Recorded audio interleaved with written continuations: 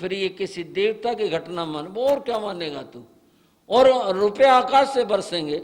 ये तो कोई उसका मित्र देव था जो उसका बहुत अत्यंत प्रिय था, वह उसके सहायता के लिए आया, उसने तेरे माध्यम से उसकी सेवा करे। अब वो जीव चला गया, वो गया, उसका भाग उसके साथ। वो देव आगे क्या करेगा क्या नहीं है उनकी बात है, तू और मैं क्या समझेंगे इस बात को, पर ये तथ्य है वो गई बात आगे। तेरा रोना व्यर्थ है, तेरे रोने से कुछ नहीं होना जाना। तू जो सोचने लग रहा है ये तो सब अपने अपने जीवों के कर्म हैं, उस कर्म के फल हैं। उस मित्र देव ने उसे कहा, महाबल के जीव को तो ढूंढ तो सही, वो गई कहां। देवों को 3 ज्ञान होते हैं, मति ज्ञान, श्रुत ज्ञान, अवधि ज्ञान। उसने अवधि ज्ञान का प्रयोग किया। अब मैं कुछ खतरनाक बात बताने जा रहा हूं आपको, आप खतरनाक बात ही बताते हैं, बात ऐसी ही है। बंधु उसने देखा वह एक विपन्न गरीब ब्राह्मण के घर पैदा हुई। बताओ, वहां देवलोक में थी, कर्म है ना, ऐसे ही कर्म को वहां पैदा हुई। कौन? स्वयं प्रभा देवी वहां जाके पैदा हुई। अब ये और भी थोड़ी कटुता भरी बात हो जाएगी, उसके तो 6 बेटियां पहले भी थी, कभी कभी यूं हो जाता है। सब ने दुख मनाया, खुशी मनाना किसका, सब ने दुख मनाया। ये और आ पड़ी, कहां से आ पड़ी, ये और पैदा हो गई। सेवा किसके करनी है, बच्चे को लाड प्यार कहां से मिलना है, ये और भावनाएं रही। बंधु, जो भी समय बीता होगा, जितनी बड़ी हुई होगी, उस देव ने, महाबल ने कहा, इसका मेरा इतना प्यार स्नेह था वहां, अब मैं इसकी सहायता करूंगा। उसने उसकी सहायता करी, जो भी आप समझ सकते हैं, आर्थिक दृष्टि से करी, उसको किसी बात की कमी न रहने दी। जिस तरह से भी उसका भरण पोषण था वो हुआ, वो बड़ी हो गई। महाबल के मन में मोह था, वो क्या सोचता है, ये मेरे से अलग हो गई, ये दोबारा से मेरे जीवन में आए। उसने ऐसा योग बनाया कि वह साध्वियों के संपर्क में आई। कुछ उसने अपने अदृश्य प्रेरणाएं दी, उसे वैराग्य हुआ और उसने दीक्षा ले ली। उस कन्या ने, वहां उसका नाम निर्नामिका, बिना नाम वाली निर्नामिका उसका नाम रखा हुआ था। बिना नाम की, क्यों? किसी को प्रिय थी ही नहीं, वो कुछ चाहता ही नहीं था, वो तो बस क्या करा जाए, मजबूरी थी। उसकी दीक्षा होगी। दीक्षा होने के बाद एक दिन देव ने प्रकट होकर उसे क्या कहा, तुझे पता नहीं ये तेरे सारे काम कौन कर रहा, मैं कर रहा था। अब तो संकल्प कर, मैं जो भी तपस्या करूं, मैं जो भी काम करूं, उसका फल ये हो, मैं देवलोक में वहीं पैदा हूं और महाबल के जीव को उसी प्रकार से मैं प्राप्त करूं। ये तो अपने आप में संकल्प कर, इसको निदान कहते हैं। क्या कहते हैं? इसका नाम निदान है। और उसने से कहा तो निदान कर ले, और अज्ञानता में उसने निदान कर लिया इस बात का कि मैं जितनी तपस्या करूंगे इसका फल हो तो मैं वहां जाके पैदा हूं। भाई और बहनों, थोड़ी बात निदान के समझाना चाहूंगा। निदान का अर्थ होता है संकल्प। और क्या संकल्प होता है कि भाई इसका फल हो तो मुझे ये प्राप्त हो जाए। बात का बुरा नहीं मानना है, बात को समझना है। कई भाई ऐसे संकल्प करके जाप करते हैं, ऐसे संकल्पों से सामायिक करते हैं, व्रत करते हैं, तेले करते हैं, हमारा ये काम सिद्ध हो जाए।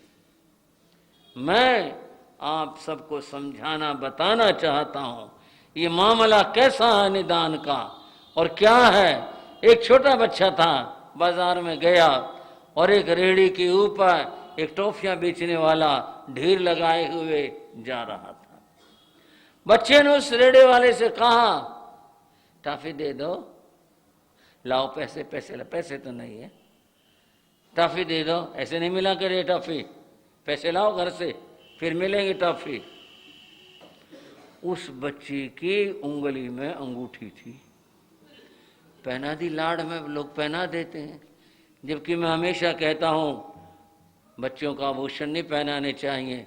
ये कोई ऐसा ना सोचना मर्जी के मुंह से निकली है, मैं सहज शिक्षा के रूप में कह रहा हूं, बच्चों को आभूषण पहनाने नहीं चाहिए।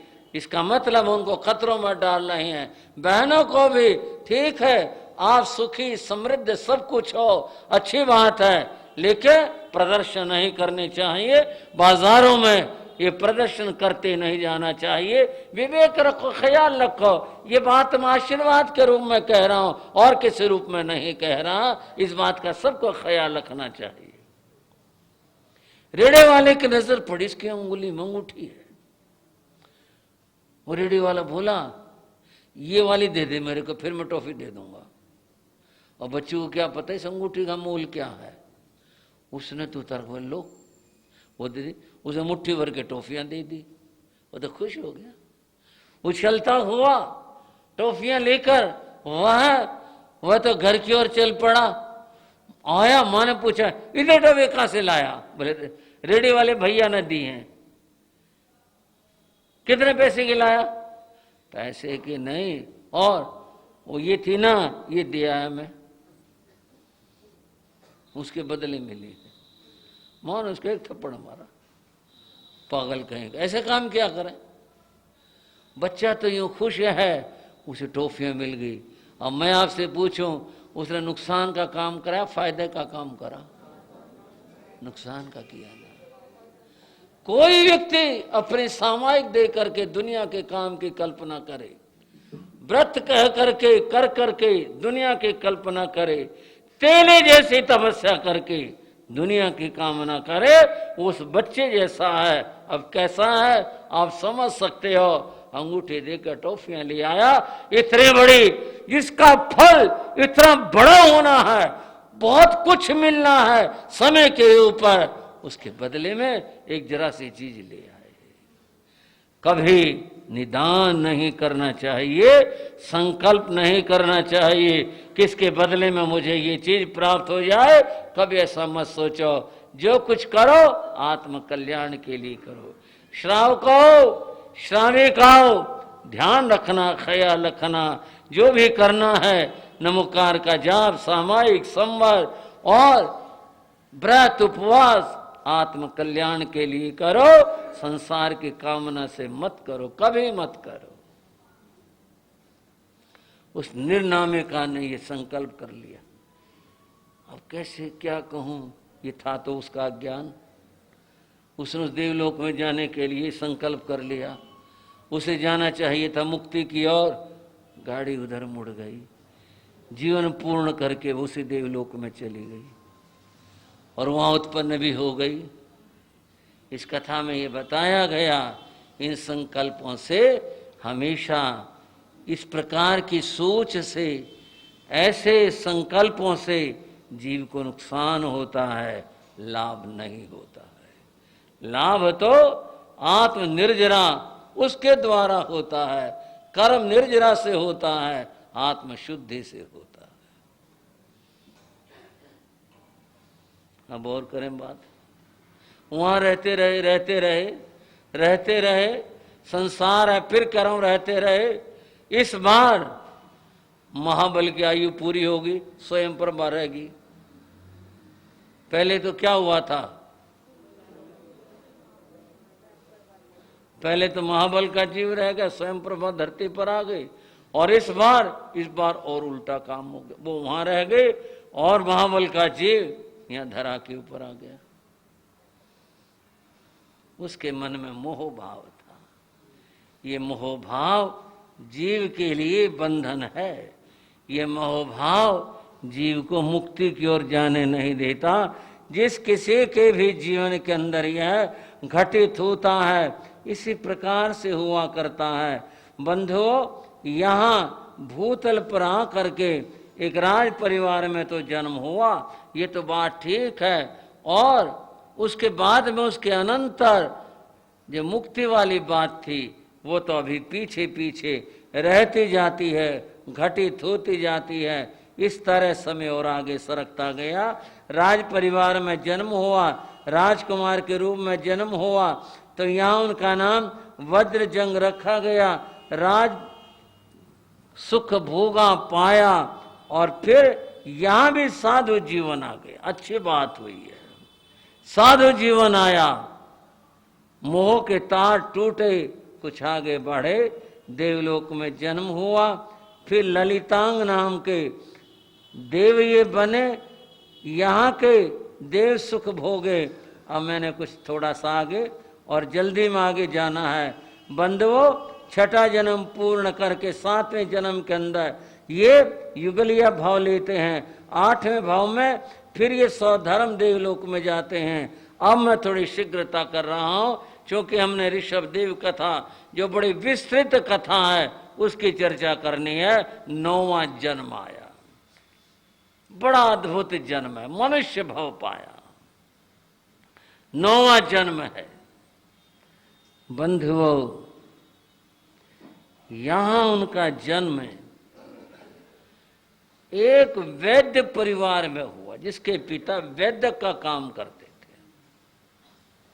बेटा जन्मा, बड़ी खुशी मनाई, सब कुछ वो सब हुआ, बड़ा हुआ, उसको वैद्य की पढ़ाई गई और इसका नाम यहाँ जीवानंद रखा गया। मैं बीच की कथा को बहुत समेट करके आया हूं, बात आज जीवानंद की करेंगे। जीवानंद ने वैद्यक पढ़ी, विद्वान बना, प्रसिद्धि पाई और यहां तक के राज परिवार में भी उसकी पहुंच हुई। राजा ने भी अपनी चिकित्सा के लिए उसको रखा कि भी बहुत बहुत विद्वान है, योग्य है, बहुत अच्छा है। जीवानंद का नाम खूब सारा फैला, प्रसिद्ध हुआ। फिर अब उस बात को दोहराता हूं, संयोग कैसे बन जाते हैं, कहां कहां से जीव आकर कैसे कैसे मिल जाते हैं। यहां इसके 5 मित्र बने। कितने? 5 दोस्त बने, मित्र बने, बड़े अच्छे मित्र बने। एक मित्र तो बना राजा का बेटा राजकुमार, वो उसका मित्र बना। और फिर ऐसे लोगों के तो फिर मित्र भी तो ऐसे होंगे। एक मंत्री का बेटा था, उन्हीं की उम्र का था, वो भी उनका दोस्त बना। एक नगर सेठ का बेटा था, वह उनका दोस्त बना। एक और ऐसे संपन्न परिवार से था, वह उसका दोस्त बना।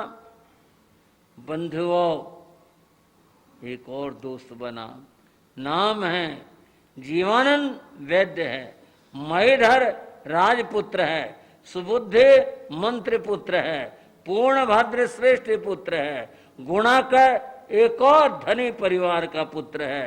ये इस प्रकार से यूं मिला करके ये, और एक केशव इनका छठा मित्र है। ये 6 मित्र बने। देखो, मित्र बनना एक अच्छी बात है, पर पहली बात यह है, मित्र बने तो मित्रता निस्वार्थ होनी चाहिए। स्वार्थ वाली जो मित्रता होती है वो चला नहीं करती है, लंबे समय तक कभी नहीं चलती। जहां स्वार्थ होगा वो कभी नहीं चलती। और निस्वार्थ जो मैत्री है और जिसमें परोपकार का भाव हो। किसी ने कहा था, मित्र ऐसा कीजिए ढाल सरीखा होए। मित्र कैसा होना चाहिए? जैसे पुराने जमाने के अंदर ढाल तलवार की लड़ाई होती थे, उसमें एक चीज ढाल होती थी जो तलवार को रोका करते थे। ढाल सरीखा होए, ढाल की तरह होना चाहिए। क्या विशेषता है? दुख में तो आगे रहे, दुख में क्या हो? सुख में पीछे हो। जब विपत्ति आए तो ढाल आगे हो गई, और जब कष्ट के दिन नहीं रहे तो उसको यहाँ पीछे कमर पर लटका लेते थे, सुख में पीछे होए। ऐसा मित्र होना चाहिए जो हमेशा दुख में काम आए और सुख में निस्वार्थ भाव से रहे। और अगर ये सोचते रहे अपने स्वार्थ को हम कैसे पूरा करें, कैसे पूरा करें, वो मित्रताएं कभी चला नहीं करती। छहों मित्र बहुत अच्छे थे, स्वार्थ नहीं था, दिलों का प्यार था, हृदयों का प्यार था, इनकी विशेषता थी। दिन में एक बार जरूर मिल लेते थे आपस में, शाम हुई शाम मिल लिए, कभी कभी मिल लिए, सारे के सारे इकट्ठे हो जाते, ऐसे मिलते रहते थे। एक बार ये छहों मित्र जीवानंद वैद्य की दुकान के ऊपर बैठे थे, ऐसे राजी खुशी गपशप आपसी बातें होने लग रही थी, बैठे हुए थे। दुकान जो थी वो बाजार में थी, द्वार बड़ा था दुकान का, आते जाते लोग दिखाई देते थे। ये बैठे आपस में बातें कर रहे थे मित्रजन। सहसा दुकान के आगे से एक साधु गुजरे। वो साधु बीमार थे, और बीमारी भी क्या थी, कुष्ठ रोग था, और कुष्ठ रोग भी गलित कुष्ठ था, जिससे कि त्वचा शरीर गल जाता, वो कुष्ठ था। जहां मवाद होती है मक्खियां आती हैं, मक्खियों का झुंड उनके ऊपर भिन भिना रहा था, और वो शांत भाव से तो ऐसे उड़ा यूं कर, कुछ नहीं, सहज भाव से, और मक्खियां भिन भिना रही थी उनके ऊपर। वो बेचारे ऐसे गलित कुष्ठ के रूप में वहां से दुकान के आगे से गुजरे, चले गए अपनी राह देखते हुए। उन्होंने इधर उधर कहीं कुछ नहीं देखा। दोस्त मित्र वहां बैठे हुए थे। एक दोस्त बोला, जीवानंद, तेरे वैद्य होने का कोई फायदा है? बोला, क्यों, क्या बात हो गई, क्या कष्ट हो गया, क्या बात हो गई, आप पूछ रहे हो फायदा? आप बताओ मेरे से क्या फायदा चाहते हो?